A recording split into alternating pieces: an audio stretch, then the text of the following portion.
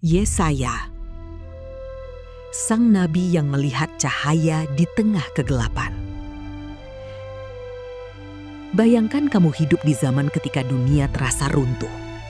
Raja-raja saling berperang, bangsa-bangsa saling menghancurkan, dan umat yang pernah berjanji setia kepada Allah kini berlutut di hadapan berhala-berhala bisu. Di tengah kekacauan yang menyesakkan jiwa itulah, seorang pemuda dari Yerusalem berdiri dengan hati yang gemetar, namun dengan suara yang kemudian bergema sepanjang ribuan tahun. Namanya adalah Yesaya. Dan kisahnya bukan sekadar catatan sejarah. Ini adalah cerita tentang seorang manusia biasa yang dipanggil untuk membawa berita luar biasa. Berita tentang pengharapan, tentang keselamatan, tentang terang yang tidak akan pernah padam. Yesaya lahir sekitar 765 tahun sebelum Masehi di kota Yerusalem yang megah. Tidak seperti nabi-nabi lain yang berasal dari desa terpencil atau latar belakang yang sederhana. Yesaya adalah seorang terpelajar yang hidup di lingkaran istana. Ia mengenal raja-raja, ia duduk di antara orang-orang bijaksana, dan ia memahami seluk-beluk politik kerajaan. Beberapa tradisi menyebutkan bahwa ayahnya, Amos, adalah saudara dari Raja Amazia, yang berarti Yesaya bisa jadi adalah seorang bangsawan, darah biru Yerusalem. Ia tumbuh dengan semua privilege yang duniawi bisa berikan. Pendidikan terbaik, akses ke kekuasaan, dan kehidupan yang nyaman di balik tembok-tembok kota suci. Namun Allah tidak memilih Yesaya karena statusnya. Allah memilihnya karena hatinya. Tahun kematian Raja Uzia. Tahun itu seluruh kerajaan Yehuda berduka. Uzia adalah raja yang kuat, yang memerintah selama 52 tahun. Kematiannya membuat banyak orang bertanya, siapa yang akan melindungi kami sekarang? Kemana kami harus berpaling? Di tengah kesedihan nasional itulah, Yesaya pergi ke Bait Allah. Mungkin ia datang untuk berdoa, mungkin ia datang untuk mencari jawaban. Namun apa yang ia temukan di sana jauh melampaui apapun yang pernah ia bayangkan. Tiba-tiba, Yesaya melihat sebuah penglihatan yang membuatnya tak bisa bernapas. Aku melihat Tuhan duduk di atas tahta yang tinggi dan menjulang, dan ujung jubahnya memenuhi bait suci. Makhluk-makhluk surgawi, serafim, beterbangan di sekeliling tahta. Setiap satu dari mereka memiliki 6 sayap. 2 untuk menutupi wajah mereka, 2 untuk menutupi kaki mereka, dan 2 untuk terbang. Mereka berseru satu sama lain dengan suara yang menggetarkan langit dan bumi. Kudus, kudus, kuduslah Tuhan semesta alam. Seluruh bumi penuh kemuliaannya. Tiang-tiang pintu bait Allah berguncang. Asap memenuhi seluruh ruangan. Dan Yesaya, si bangsawan, si terpelajar, si orang yang terbiasa berbicara di hadapan raja-raja, tersungkur dengan lutut gemetar. Celakalah aku. Aku binasa. Sebab aku ini seorang yang najis bibir. Dan aku tinggal di tengah-tengah bangsa yang najis bibir.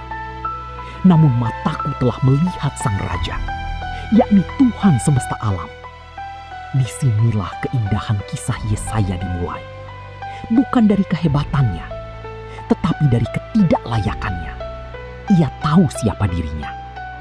Ia tahu dosa-dosanya. Dan itulah sebabnya Allah bisa memakai dia.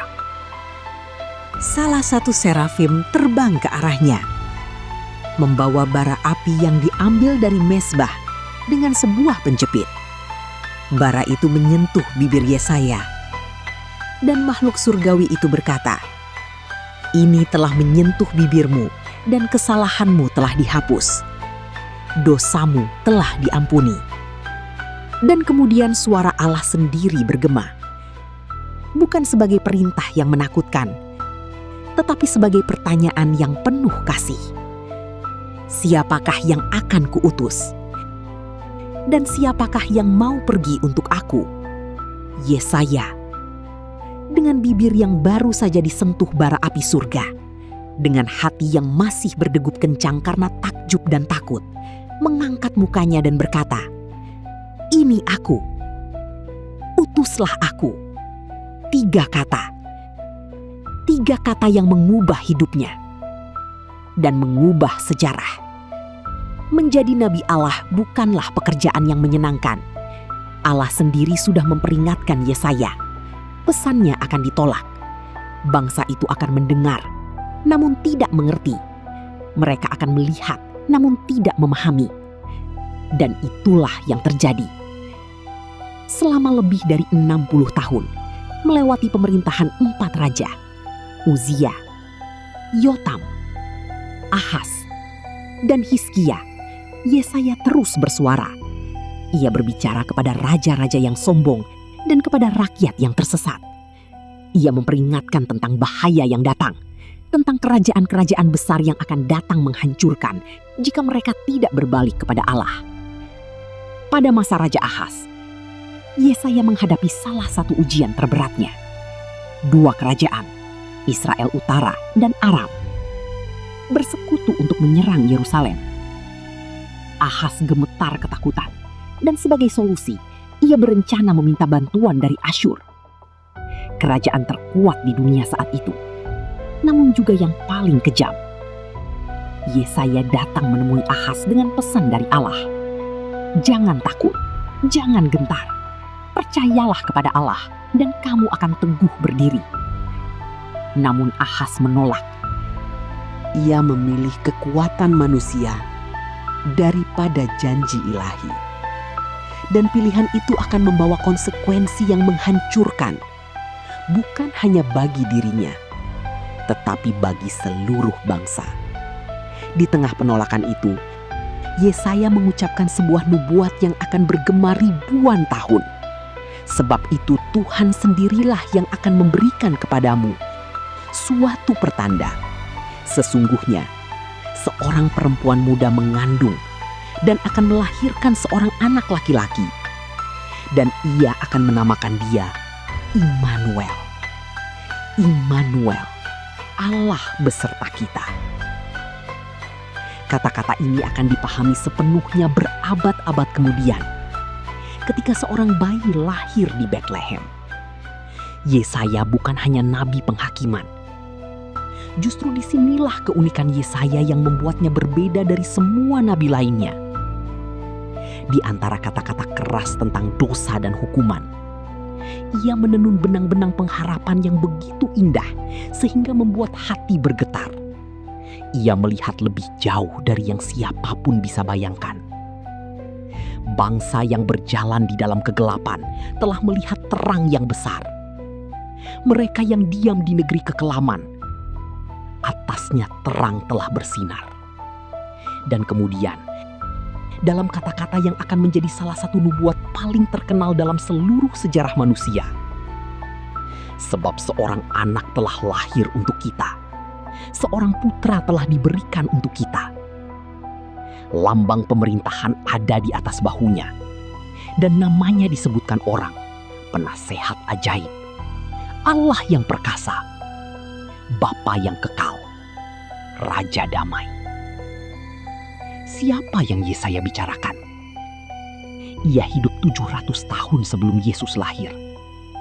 Namun seolah-olah ia bisa melihat melewati tirai waktu, menatap langsung ke dalam kandang Betlehem, ke salib Golgota, ke kubur yang kosong. Di bagian terakhir kitabnya, dalam bab-bab yang para ahli sebut sebagai pasal-pasal hamba, Yesaya menulis sesuatu yang begitu mendalam, begitu menyentuh, sehingga bahkan hari ini kata-katanya mampu membuat air mata mengalir tanpa kita sadari. Ia menulis tentang seorang hamba, seseorang yang datang bukan untuk memerintah, bukan untuk menang dalam perang, tetapi untuk menanggung. Ia dihina dan diacuhkan oleh manusia. Seorang yang penuh kesengsaraan dan yang biasa menderita kesakitan. Tetapi sesungguhnya, penyakit kitalah yang ditanggungnya, dan kesengsaraan kita yang dipikulnya. Ia ditikam oleh karena pemberontakan kita. Ia diremukkan oleh karena kejahatan kita. Ganjaran yang mendatangkan keselamatan kita ditimpakan kepadanya. Dan oleh bilur-bilurnya kita menjadi sembuh. Ketika murid-murid Yesus membaca kata-kata ini setelah penyaliban, mereka menangis, bukan karena sedih, tetapi karena akhirnya mereka mengerti. Yesaya telah menulis tentang Yesus ratusan tahun sebelum Yesus lahir. Setiap bilur, setiap luka, setiap penghinaan yang Yesus tanggung di kayu salib, Yesaya sudah melihatnya. Di antara semua raja yang dilayani Yesaya, hanya Hizkia yang benar-benar mendengarkan. Dan persahabatan antara nabi tua itu dan sang raja adalah salah satu kisah paling mengharukan dalam Alkitab. Ketika Asyur di bawah Raja Sanherib mengepung Yerusalem dengan 185.000 tentara. Seluruh kota gemetar. Secara militer, tidak ada harapan. Yerusalem terlalu kecil, terlalu lemah, terlalu terkepuh. Hizkia pergi ke bait Allah, merobek jubahnya, dan berdoa dengan air mata berlinang. Ia menghamparkan surat ancaman Sanherib di hadapan Allah, sebuah gestur yang begitu polos dan begitu manusiawi. Tuhan, lihat ini. Mereka menghinamu. Tolong kami. Dan Yesaya membawa pesan Allah. Ia tidak akan masuk ke kota ini. Ia tidak akan menembakkan panah ke sana. Ia tidak akan maju menghadapinya dengan perisai. Dan ia tidak akan menimbun tanah menjadi tanggul melawan kota ini. Dan pada malam itu, tanpa pertumpahan darah Yehuda, tanpa satu prajurit pun keluar dari tembok kota, malaikat Allah berjalan melalui kemah-kemah Asyur. Ketika pagi tiba, 185.000 tentara tergeletak mati. Sanherib kembali ke Niniwe dengan malu. Beberapa waktu kemudian, ia dibunuh oleh anak-anaknya sendiri. Yerusalem berdiri. Allah menepati janjinya. Dan Yesaya berdiri di gerbang kota dengan mata basah oleh air mata syukur. Menurut tradisi kuno Yahudi, Yesaya meninggal sebagai martir di bawah pemerintahan Raja Manasye, anak Hizkia yang jahat, yang memerintahkan Yesaya dimasukkan ke dalam batang pohon kayu dan digergaji menjadi dua. Tradisi ini mungkin yang dimaksud dalam surat Ibrani. Ketika penulis menulis tentang orang-orang beriman yang digergaji. Saksi-saksi iman yang rela membayar harga tertinggi untuk kesetiaan mereka. Yesaya mungkin mati di dalam sebatang pohon. Namun kata-katanya, kata-kata yang telah ia tulis, nubuat-nubuat yang ia sampaikan, pengharapan yang ia nyalakan, tidak pernah ikut mati. Mereka terus hidup. Mereka terus bersinar. Dan ketika Yesus membuka gulungan kitab di sinagoge Nazaret, ia memilih untuk membaca dari Yesaya. Roh Tuhan ada padaku. Oleh sebab ia telah mengurapi aku untuk menyampaikan kabar baik kepada orang-orang miskin. Dan ia telah mengutus aku untuk memberitakan pembebasan kepada orang-orang tawanan dan penglihatan bagi orang-orang buta, untuk membebaskan orang-orang yang tertindas, untuk memberitakan tahun rahmat Tuhan telah datang. Kemudian Yesus menutup gulungan itu, menyerahkannya kepada penjaga, dan duduk. Semua mata memandangnya. Dan ia berkata, pada hari ini, genaplah nas ini, sewaktu kamu mendengarnya. Apa yang bisa kita pelajari dari Yesaya hari ini? Pertama, Allah tidak memanggil orang yang sudah sempurna. Ia memanggil orang yang mau. Yesaya sadar ia tidak layak. Bibirnya najis, hidupnya berdosa. Namun ketika Allah bertanya siapa yang mau pergi, ia berkata, "Ini aku." Tidak lebih dari itu. Hanya kesediaan. Kedua, pelayanan yang setia tidak selalu langsung berbuah. Selama 60 tahun Yesaya bersuara, dan sebagian besar orang tidak mendengarkan. Namun ia terus bersuara. Ia tidak tahu bahwa 700 tahun kemudian, nubuat-nubuatnya akan digenapi dalam diri seorang rabi dari Nazaret. Ia hanya tahu satu hal, Allah menyuruhnya pergi. Ketiga, di tengah kegelapan yang paling pekat sekalipun, selalu ada terang.